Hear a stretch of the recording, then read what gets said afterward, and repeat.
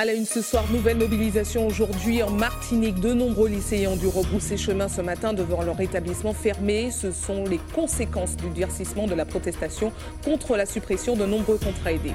À Saint-Martin, les sinistrés sont nombreux à vouloir quitter l'île dévastée. Les évacuations sont très longues pour l'instant. Les familles avec des enfants de moins de 2 ans sont prioritaires. Les entretiens pour les sénatoriales continuent. Notre invité politique du jour est Joseph Virasamy. Par sa candidature, il entend une nouvelle fois dénoncer une CTM qu'il juge illégale. Et puis, notre savoir-faire culinaire s'exporte au Canada. À l'initiative du CMT, le chef martiniquais Guy Ferdinand a présenté nos saveurs locales. Objectif, donner l'envie aux Canadiens de venir en découvrir plus chez nous. Bonsoir à tous, heureuse de vous retrouver dans cette tranche info que vous pouvez suivre en direct sur Facebook. La Martinique a connu une nouvelle vague de mobilisation aujourd'hui. Encore une fois, depuis le début de la semaine, ce sont les établissements scolaires qui ont été les plus impactés. Les barrières de 13 collèges et lycées ont été entravées. Les élèves ont dû rebrousser chemin. La mobilisation, quant à elle, continue à prendre l'ampleur. Reportage de Sandrine Claude. Grille d'établissement fermée, intérieur quasiment vide. Les syndicats ont voulu frapper fort en bloquant l'accès de plusieurs sites scolaires tôt ce matin. Une forme de mobilisation plutôt mal vécue par les principaux concernés, les élèves. Ils ont mis des cadenas partout et quand on leur disait pour essayer de sortir, puisqu'on a rien fait quoi. Et ils n'ont pas voulu parce que en fait sans raison, ils ne nous ont pas vraiment donné de raison. Moi je suis totalement d'accord avec eux, sauf que faudrait une organisation de la part de certaines personnes. Il y a des lycées qui ont été prévenus à l'avance, alors qu'ici c'est au jour le jour. Donc voilà, c'est assez compliqué à gérer. C'est seulement le 3e jour de la rentrée et nous on a notre bac cette année, on perd déjà au moins 5 heures de cours dans la semaine, donc c'est pas possible. La mobilisation se poursuit au niveau de la vie scolaire.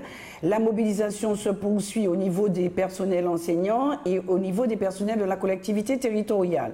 Au lycée Acajou 2, la quasi-totalité des activités sont à l'arrêt depuis lundi. L'établissement qui compte plus de 1000 élèves a vu le nombre de personnels encadrants réduit de moitié pour cette rentrée. Il faut que tous les maillons de la chaîne puissent fonctionner.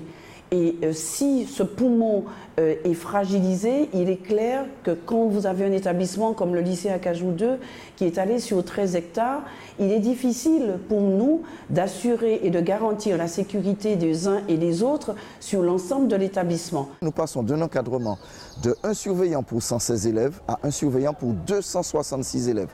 Donc vous voyez bien qu'on ne peut pas garantir la sécurité des élèves dans ces conditions-là. Aujourd'hui, la plupart des lycées de l'île étaient concernés par le mouvement. Les syndicats prévoient de monter davantage au créneau. Il y a encore d'autres manifestations à venir puisque nous ne sommes pas les seuls concernés par cette affaire. Il y a les associations, il y a les mairies, il y a la CTM, il y a encore plein de choses. Le gouvernement ne comprend pas qu'on est en train de faire une action, non pas pour nous, mais aussi pour nos enfants qui vont arriver plus tard, pour qu'on puisse se battre dans ce système-là, prouver aussi qu'on existe et que ce n'est pas une décision du gouvernement qui va changer les choses. Une mobilisation de plus grande ampleur devrait avoir lieu en fin de semaine, avec en plus cette fois parents et élèves. Et puis, toujours en ce qui concerne les blocages des établissements scolaires, parlons de celui du LECTA de Croix-Riva. Et je vous rappelle qu'il s'agit cette fois-ci d'une mobilisation en soutien à l'ancien proviseur de l'établissement qui a été muté à la DAF en Guadeloupe. Dans un courrier adressé au président du comité martiniquais de vigilance de l'enseignement agricole, le préfet Franck Aubine a déclaré être prêt à lancer une procédure de médiation. Il a appelé à la levée des barrages afin de faire prévaloir l'intérêt des élèves en priorité. Et pendant ce temps, la vie reprend très lentement à Saint-Martin. Les débris et déchets envahissent encore les rues. De nombreux habitants souhaitent aujourd'hui quitter l'île, mais les évacuations sont difficiles. Ce sont les familles avec des enfants de moins de 2 ans qui sont prioritaires. Voyez ce reportage de Loïc Régis. Départ au compte-gouttes. Sur un terrain vague, à moins d'1 kilomètre de l'aéroport de Grand-Case, des centaines de personnes attendent sous une chaleur écrasante. Devant ce premier barrage vers les avions, certains habitants sont là depuis 5 heures du matin. 14 heures passées, ils n'ont pas bougé d'un iota. C'est le cas de Sophie, déterminée à partir. Vous pensez pouvoir quitter l'île aujourd'hui? Je ne sais pas, mais je vais rester là jusqu'à ce soir, jusqu'au dernier vol. Il n'y a pas assez d'avions et ça commence à péter les plombs pour tout le monde parce que les gens qui sont là depuis 5h, 4h le matin, et il y a des gens qui passent avant. Bon, je comprends pour les enfants, mais quand tu vois le papa, l'oncle, tout le monde qui passe, c'est pas normal. Le paysage est dévasté. Les déchets envahissent les rues avec leur cortège de mouches et odeurs. Une situation préoccupante. Certains se sentent laissés pour compte. Il y a certains endroits qui sont très propres, des résidences qui sont rangées. C'est la population qui s'est mobilisée. On n'a vu personne déblayer. Les grandes routes, oui, ils ont déblayé les grandes routes. Mais dans nos résidences, les tôles qui partaient, les clous qui étaient de partout, c'est nous qui avons nettoyé. Je pense que très rapidement, les moustiques vont revenir et effectivement, le risque sanitaire existe. Donc il va falloir très rapidement que les autorités interviennent pour pallier à ce problème qui va se poser dans les heures, les jours qui viennent. Si pour l'heure, l'aide aux victimes reste prioritaire, il faudra vite agir pour éviter une crise sanitaire. C'est vrai que les problématiques derrière, des problématiques de santé publique, des problématiques sanitaires à long terme, sur tout ce qui est eau et donc toutes les pathologies qui vont avec. Donc effectivement, je dirais, il y a l'urgence qui va passer et il y a tout le reste derrière qui va suivre en termes de pathologie médicale sur du long terme. Les évacuations se poursuivent avec une dizaine de rotations par jour vers la Guadeloupe. L'activité économique devrait reprendre cette semaine avec l'ouverture de certaines enseignes. Le gouvernement espère effectuer la rentrée des élèves saint-martinois avant la fin du mois. De retour en Martinique, dans l'actualité judiciaire du nouveau au sujet du plongeur décédé aux Anses d'Arlé dimanche après-midi. Un bateau vient d'être mis sous scellé à la marina de Carré-Nanty où son propriétaire loue un emplacement à l'année. Les enquêteurs doivent déterminer si c'est son propriétaire qui a percuté le jeune homme ou s'il a seulement repêché le corps inanimé de la victime, comme il l'affirme aujourd'hui. Les hélices de l'embarcation ont été démontées par les enquêteurs. Des analyses sont en cours pour tenter d'identifier d'éventuelles traces ADN. René Nourel reste introuvable. Nous vous en parlions dimanche dernier. Le sexagénaire serait parti faire un tour dans son quartier aux Marins, mais n'a plus donné signe de vie depuis. Plusieurs battues ont déjà eu lieu sans succès. La famille et les amis restent mobilisés et gardent espoir de le retrouver sain et sauf. Reportage de Yohan Boulard. C'est ce qui me désole. Je suis désolée, c'est toi qui prends, mais là, c'est la goutte d'eau et oui. Jacqueline ne trouve plus ses mots. Voilà 3 jours qu'elle est sans nouvelles de son mari René. Atteint de la maladie d'Alzheimer, il serait parti sans dire un mot alors qu'elle était occupée aux tâches ménagères. Vers 9h, ma belle-sœur m'appelle pour me dire que mon mari est dans le quartier et qu'il s'est perdu, qu'il est parti à travers bois. Ça fait 3 nuits qu'il dort dans la végétation, il n'a pas mangé. Je pense qu'il doit avoir faim, qu'il peut être blessé. Mais je suis surtout convaincue qu'il est vivant. Je reste convaincue qu'il est vivant. Il faut qu'avant ce soir qu'on le retrouve. JR, voisin et ami de la famille, est l'une des dernières personnes à avoir vu René. Monsieur était monté dimanche. Il sortit Kelly et puis il partit descendre en chemin. Alors il est décroisé. Il y a un café ça, l'autre pas fait l'autre monter et puis il partit monter. Il ouvre la capable et puis il y a des boucs. C'est regarder quoi René côté quoi aller. Alors il dit comme ça m'a fait d'affaires moi. Il est passé de là, il est parti de là. Donc en fait il y a un voisin qui parle avec lui à ce niveau, au niveau des voitures. Et ensuite il lui a dit que c'est pas par là chez lui. Donc il a enjambé la clôture de cette personne. Il est passé le long et il a continué à monter. Il a continué à monter jusqu'à dans la forêt. Dimanche, sa famille a pu le joindre sur son portable, mais souffrant de désorientation, il n'a pu expliquer où il se trouvait, se disant coincé. Plusieurs battues ont été organisées par les parents, la commune et la gendarmerie, sans succès. Faute d'hélicoptères disponibles, la famille a tenté d'organiser ses propres recherches aériennes. On a essayé de contacter des personnes qui auraient des drones. Donc hier, effectivement, il y a une personne qui est venue, mais elle n'avait pas de caméra thermique, mais on a essayé quand même, on perd pas espoir. Et il a cherché hier, mais la forêt étant très dense, c'était un petit peu compliqué de le localiser. Là, ce qu'on veut, c'est qu'il y ait du monde qui vienne avec nous pour le chercher. Voilà. Une nouvelle battue est prévue ce soir. Âgé de 66 ans, René Nourel mesure environ 1,64 m. Si vous avez des informations pouvant aider à retrouver ce père de famille, contactez la gendarmerie du Marin au 0596 74 18 54. Et une autre disparition nous a été signalée aujourd'hui. Michael Noniri, âgé de 43 ans, n'a plus donné signe de vie depuis le mercredi 6 septembre. Il a été aperçu pour la dernière fois par son frère et voisin le 5 septembre, la veille donc aux alentours de 22 h, mais depuis ne s'est plus rendu à son travail. Son véhicule est toujours garé devant sa maison où il vit seul à Gondo-Lamentin. Il mesure 1,75 m, mais nous n'avons pas d'éléments sur la tenue qu'il portait au moment de sa disparition. Sa famille aujourd'hui est très inquiète. Donc si vous avez le moindre élément qui permettrait de le retrouver, vous êtes prié de contacter le commissariat de police du Lamentin au 05 96 59 40 00. Direction la Guadeloupe maintenant, où un hommage a été rendu aujourd'hui au jeune Johan Equinox. Souvenez-vous, il y a tout juste un an, le jeune lycéen de 15 ans avait été tué à coups de couteau pour son portable alors qu'il se trouvait à un arrêt de bus. Ce matin, le lycée qu'il fréquentait lui a rendu hommage sur les lieux du crime. Reportage de Nathalie Dinan, Moïse Dexter et Patrick Curie. Des gerbes pour rendre hommage à Johan Equinox.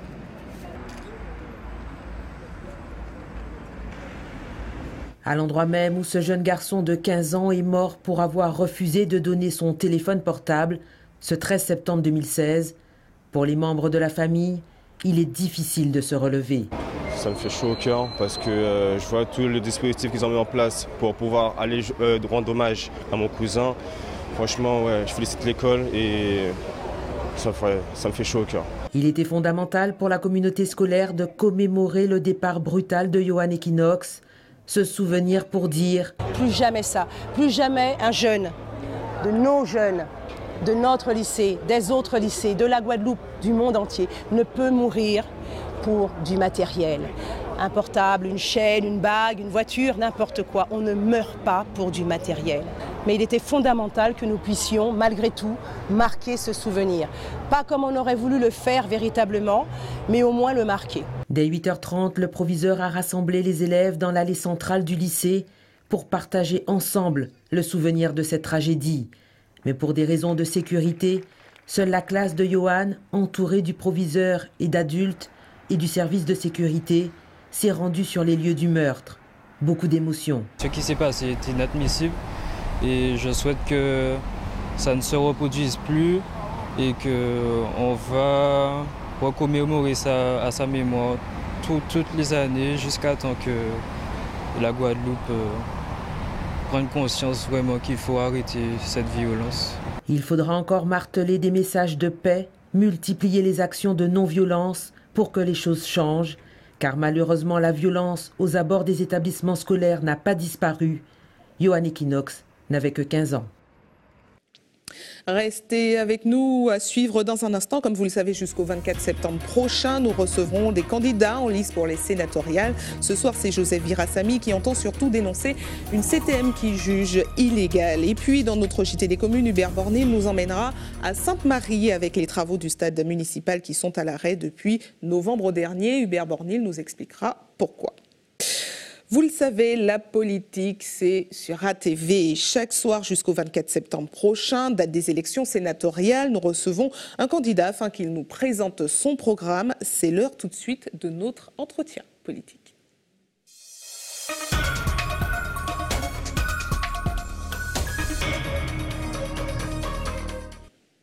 Une interview politique enregistrée cet après-midi. L'invité du jour, Joseph Virasamy, est de plus en plus connu dans le paysage politique. Comme en 2015, il se présente surtout pour dénoncer une CTM qu'il juge absurde. Voyez ce portrait réalisé par Guillaume Bacoul. Après une carrière bien remplie en tant qu'universitaire et entrepreneur, il aurait pu choisir de jouir d'une retraite bien méritée. Mais voilà, depuis 8 ans, Joseph Virasamy a pris son bâton de pèlerin et tente de faire entendre sa voix. Son ennemi, la collectivité territoriale de Martinique, une institution qu'il juge illégale et contre laquelle il a déjà intenté plusieurs actions en justice. Le voilà maintenant, candidat au sénatorial. Ma candidature n'est pas spécialement une candidature pour être sénateur, mais c'est une candidature pour permettre aux grands électeurs de voter une motion de défiance à l'égard du fait qu'on nous a foutus dehors de la République française, qu'on n'est plus département français, on n'est plus région, on n'est plus rien du tout. Et de plus, ce qui est extrêmement grave, nous perdons 300 millions d'euros de dotation, puisqu'on n'est plus qu'une seule collectivité, on en avait 2 avant. Et puis, comme nous ne sommes plus région ultra-périphérique, nous perdons 200 millions d'euros que nous donne l'Europe. Je peux vous dire qu'au niveau international, ça commence à donner des fruits, puisque la Commission européenne, au mois de juin, a accepté comme recevable la plainte que j'ai déposée au mois de février. Participer au scrutin afin de mieux le dénoncer, une tactique que Joseph Virasamy avait déjà adoptée en 2015 lors des élections de la CTM. Il avait alors recueilli près de 3000 voix. Aujourd'hui, c'est armé de son dossier PDF qu'il part à la rencontre des grands électeurs. Sa candidature atypique s'appuie surtout sur une équation choc qui devrait, selon lui, parler aux délégués des communes. Plus de CTM égale plus de budget pour nos collectivités. Je vais insister sur 2 points. Sur le fait que la CTM est la structure la plus imbécile qu'on ait pu trouver pour la Martinique, parce qu'elle nous fait perdre 500 millions d'euros par an pour la Martinique. Et deuxièmement, sur le plan juridique, nous ne sommes pas dans le droit commun. Je n'ai jamais vu de sénateur permettant de ramener 500 millions d'euros aux communes de la Martinique.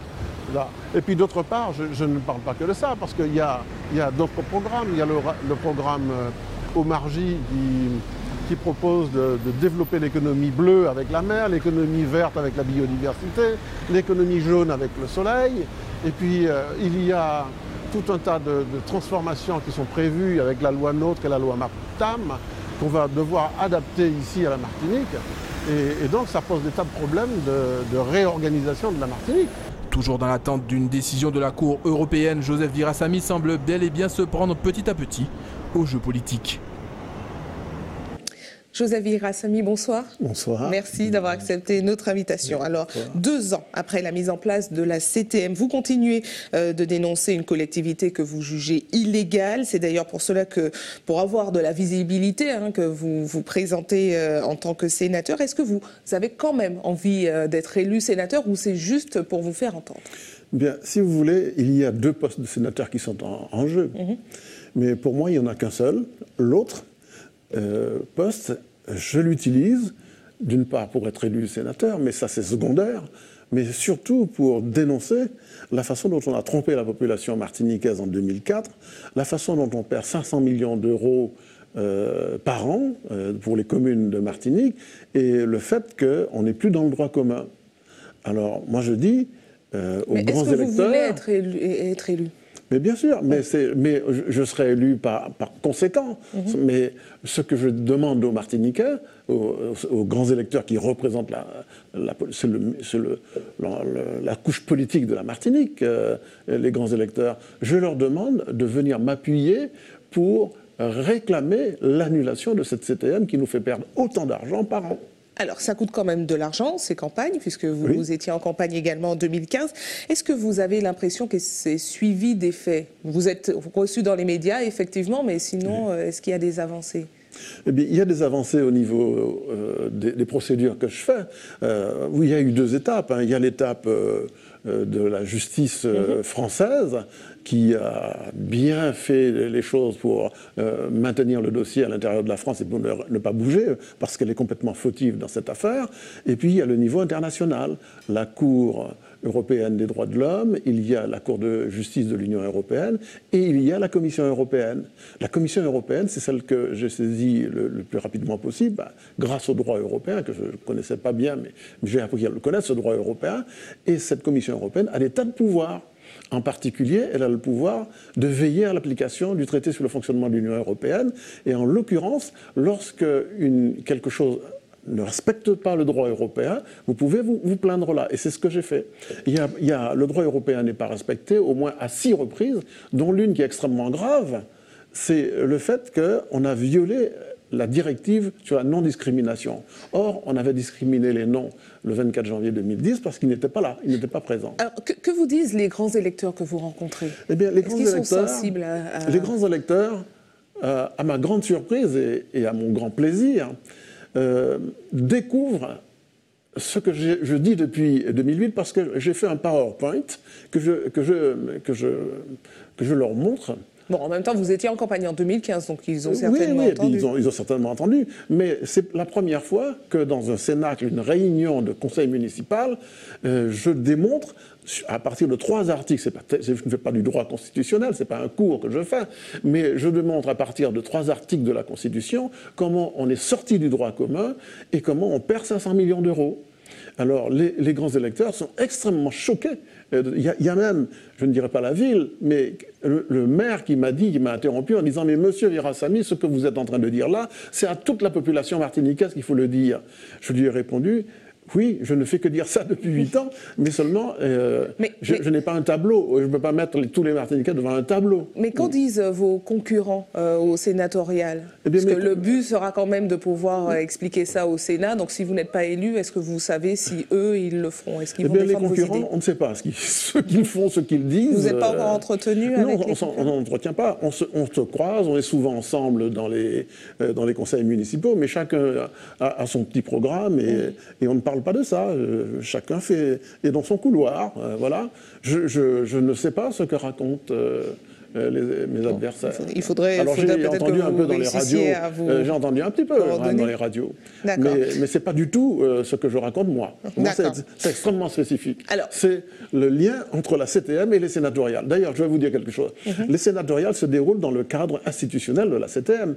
Mais si la CTM vient à être annulée, eh bien les sénatoriales risquent d'être annulées aussi parce qu'elles se seront déroulées dans une structure qui n'est pas reliée à la France. Qu'on comprenne bien, ce que vous voulez, c'est qu'on annule cette élection de la CTM et qu'on revienne à l'ancienne, c'est-à-dire un conseil régional et un conseil général. Et comme ça, on récupère 500 millions d'euros. Très bien. Alors, mis à part la CTM, quels sont les projets de loi que vous pensez pouvoir défendre au Sénat si vous étiez élu?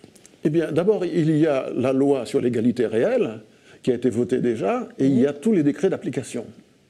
Il y a le rapport Omarjee, qui a été fait pour le Parlement européen, qui essaie d'exploiter toutes les potentialités de l'outre-mer. Donc il y a la biodiversité, c'est l'économie verte, l'économie de la mer, l'économie bleue, et puis j'ajoute l'économie du soleil aussi, puisque ce sont les 3 éléments que nous avons de base ici. En plus, il faut développer de la technologie à partir de cela. Donc vous avez quand même travaillé pour être élu. Oui, si complètement. Vous êtes élu, j'ai beaucoup de choses à faire. Et puis n'oubliez pas, c'est que la loi a déjà prévu depuis longtemps les adaptations, les habilitations et les expérimentations. On n'en a jamais utilisé ici, à de très rares exceptions. Donc un sénateur, s'il veut faire ça, faire des adaptations, des habilitations, il y a beaucoup de travail. D'autant que la loi sur l'égalité réelle a prévu d'élargir de 6 ans à 20 ans les possibilités de faire des expérimentations et des adaptations. Donc on a énormément de boulot. Très bien, merci à vous, Joseph Virasamy, d'avoir répondu à nos questions. D'accord, merci. Partons au Canada maintenant, où nos saveurs locales s'exportent. À l'initiative du CMT, le chef martiniquais Guy Ferdinand a présenté notre savoir-faire culinaire avec bien évidemment l'idée de convaincre les Canadiens de venir chez nous pour en découvrir plus. Reportage de notre envoyé spécial Elvin Corsi.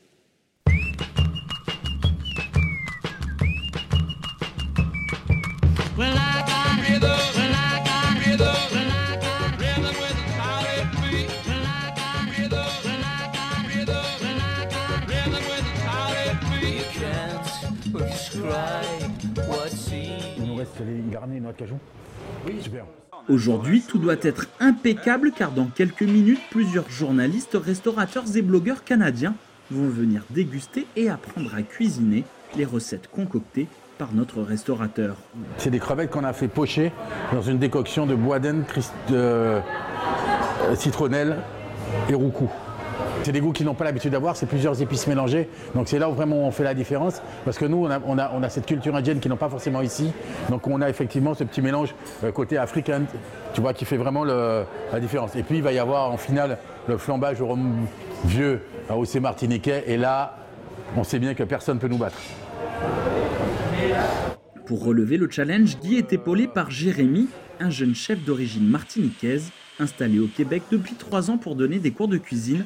Il sait répondre aux exigences des fins gourmets québécois. Ce que les gens me demandent en règle générale, c'est les surprendre. Et puis les surprendre avec les produits des Antilles, ben, c'est assez facile parce qu'on va pouvoir travailler la banane plantain qu'on va retrouver ici dans pas mal de recettes. Et puis la patate douce aussi qui va être, elle, travaillée différemment. Donc les valeurs sûres finalement avec le peuple québécois, ben, on a plein de valeurs sûres parce que le peuple est vraiment ouvert sur tout et c'est un plaisir de découvrir ensemble. Une fois les convives arrivés, ils sont impatients de découvrir la recette que nos chefs vont leur apprendre. On va faire ensemble un petit féroce d'avocat.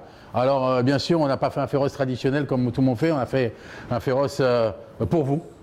On va vous montrer un petit peu la recette et puis après vous allez avoir à rouler les boules de féroce. C'est un exercice, vous allez voir, un petit peu délicat. Après avoir vu les rudiments de notre gastronomie, en passant par une petite dégustation de rhum et de cocktails, les invités sont enchantés du résultat.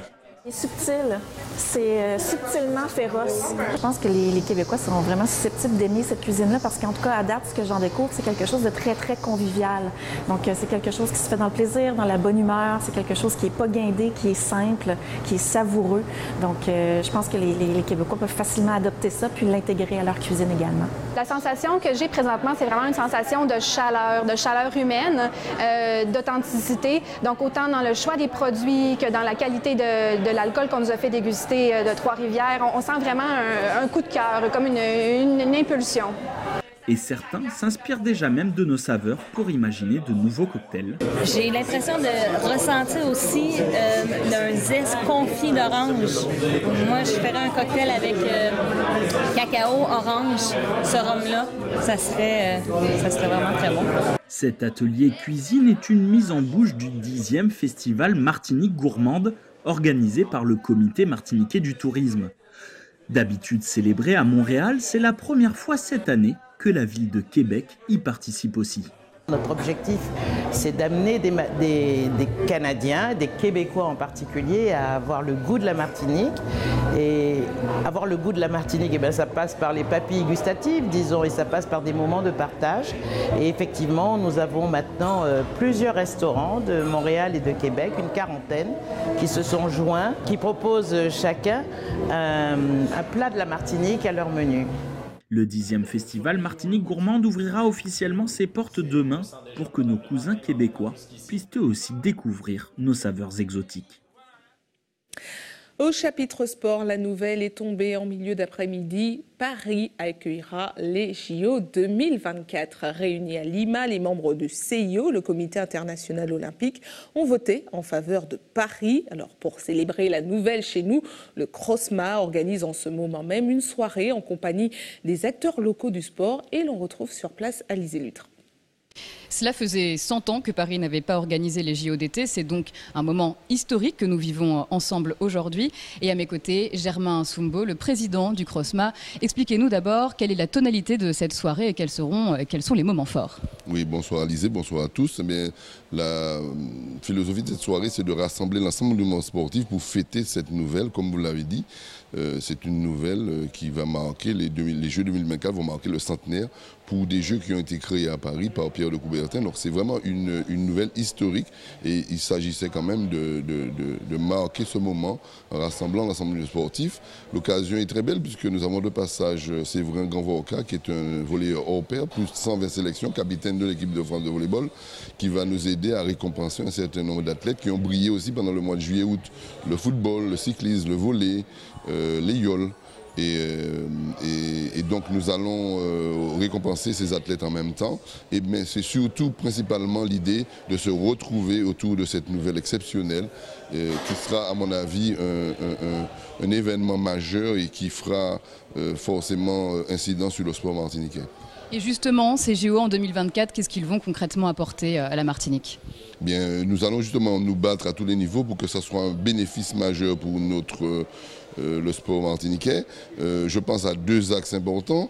Bien sûr, tout ce qui est formation des athlètes, donc ça part de la détection, l'amélioration des pôles, l'accompagnement de nos athlètes de haut niveau vers le professionnalisme pour certains sports ou aux portes des équipes de France jusqu'à ce que notre équipe olympique se renforce et soit représentative, ce qui est déjà bien mais à améliorer. Et puis surtout, un plan d'équipement sur lequel nous avons beaucoup de retard et je crois que ce serait un vrai levier, ces Jeux, pour mettre en place un rattrapage travaille sur le programme d'équipement qui nous fait défaut et qui permettrait de développer encore plus le sport dans notre société qui je dirais, brille dans la matière. Justement, on brille. On sait très bien que les régions ultramarines et chez nous également sont un vivier d'athlètes et de champions. Est-ce que vous pensez également qu'on pourrait, de ce fait, avoir peut-être aussi plus d'infrastructures, vous le disiez, mais aussi peut-être plus de moyens financiers pour réaliser tout ça? Tout à fait, c'est le nerf de la guerre et vous savez qu'on est en crise un peu partout. Hein. Donc il faut convaincre, il faut à mon avis aussi avoir des projets intéressants, cohérents mais sociétaux, d'intérêt public, pas seulement uniquement sur le haut niveau, débloquer des fonds, chercher des voies nouvelles, être innovant. Et dans le projet Sport Industrie que le CROSMA propose, nous proposons ces idées un petit peu d'utilité publique qui sont intéressantes. Mais nous devons effectivement nous mettre en ordre de bataille avec une cohérence pour persuader, trouver des moyens, en tout cas bénéficier de ce levier incroyable qui sont les Jeux qui ont pris 100 ans pour venir en France et qui sont vraiment une opportunité pour nous. Nous qui nourrissons le sport national, nous devons en tirer profit et nous le ferons d'une façon structurée. Il reste donc 7 ans. Voilà, et donc ici, la soirée promet d'être riche. Et puis je vous rappelle qu'en 2028, ce sera au tour de Los Angeles d'organiser les JO. ATV, toujours plus proche de vous, c'est l'heure de votre JT des communes.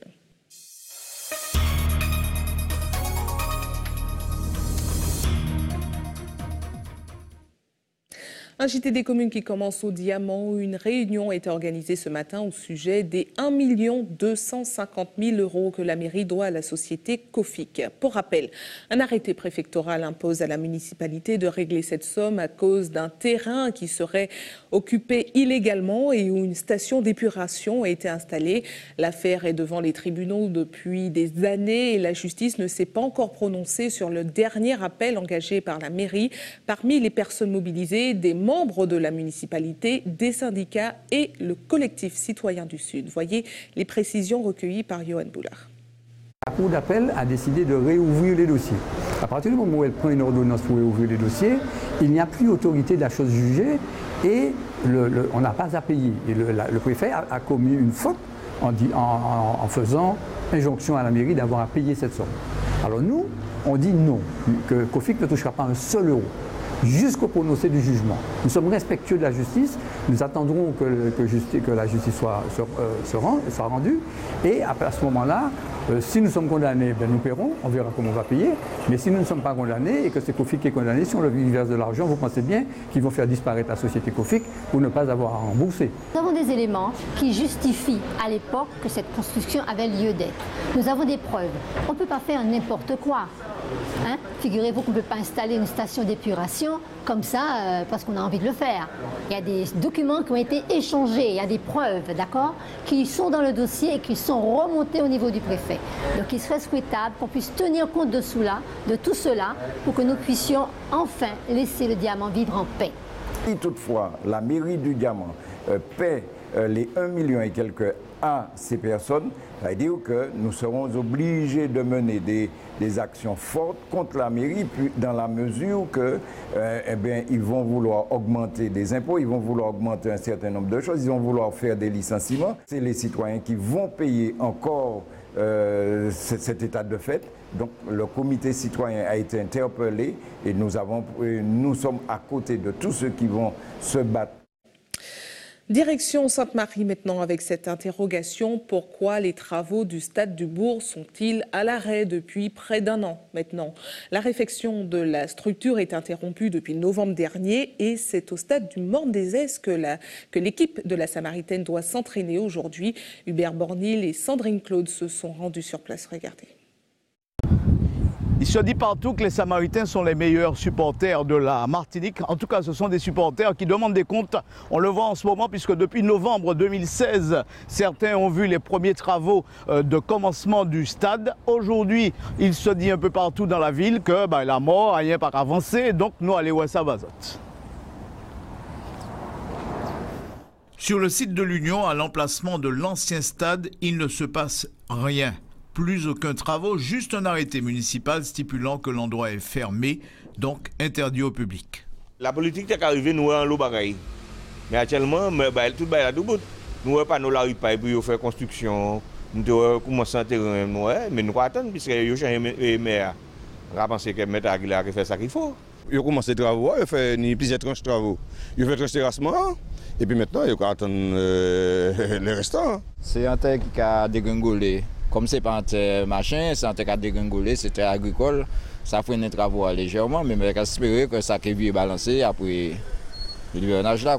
Nous bon, attendons toujours, puisque comme il y a un appel d'offres, alors nous bougerons attendre toujours. Alors, vous êtes au courant ça fait appel d'offres? Nous, on appelle d'offres, nous bougerons attendre. Ça qui a parlé, c'est qui compte maire, qui compte les municipalités, tu as parlé pour rien. C'est eux. Il parle pas d'avancer, mais il a avancé. Visiblement, beaucoup de personnes sont au courant de la situation, à l'exception de quelques mauvaises langues qui font courir le bruit que les travaux sont définitivement à l'arrêt. Pour sa part, la CEMA assure que les dossiers sont bien avancés. La phase 1 que vous voyez ici, c'est tout ce qui est lié au terrassement et aux démolitions de la situation. Donc nous avions des tribunes qui étaient très vétustes, ça a été démoli, et les terrassements généraux, les gros volumes, plus de 30 000 m3 ont été déplacés. Nous avons attribué 11 lots sur les 15. Donc les entreprises principales sont connues, choisies. Donc le Gros Œuvre, le VRD. Les travaux vont démarrer. Les travaux, les premiers signes de travaux, c'est-à-dire il faut une phase de préparation. Donc à la fin du mois de septembre, l'installation de chantier, c'est-à-dire la base de vie, tous les équipements qui tournent autour des travaux. En ce que l'on peut dire sur l'affaire, en tout cas il est fort à parier que les Samaritains vont attendre avec impatience la fin du mois de septembre pour voir le lancement de ces travaux annoncés. Quelques informations pratiques avant de refermer cette édition. Notez que des coupures de courant sont à prévoir demain à Fort-de-France. Pour commencer, de 8h à 13h dans les quartiers de Briand, résidence des Dames Gaudissart, et à la cité Gaudissart, groupe Azalée. Puis de 11h à 13h, cette fois-ci, à la cité Gaudissart, chemin du Val-Floréal, boulevard du Nord et impasse Sidonie, Florange, Gaudissart. Information pour ceux qui souhaitent faire un don de sang demain. Un camion de l'EFS sera stationné de 8h à 13h sur la place de la mairie du Lorrain. Comme chaque jour ouvré, une équipe sera également à votre disposition de 9h à 16h à la maison du don au CHU Pierre Zop d'Akitman au quartier La Ménard à Fort-de-France. Et c'est la fin de votre journal local et régional. Place tout de suite à l'actualité du reste du monde avec nos confrères de BFM TV.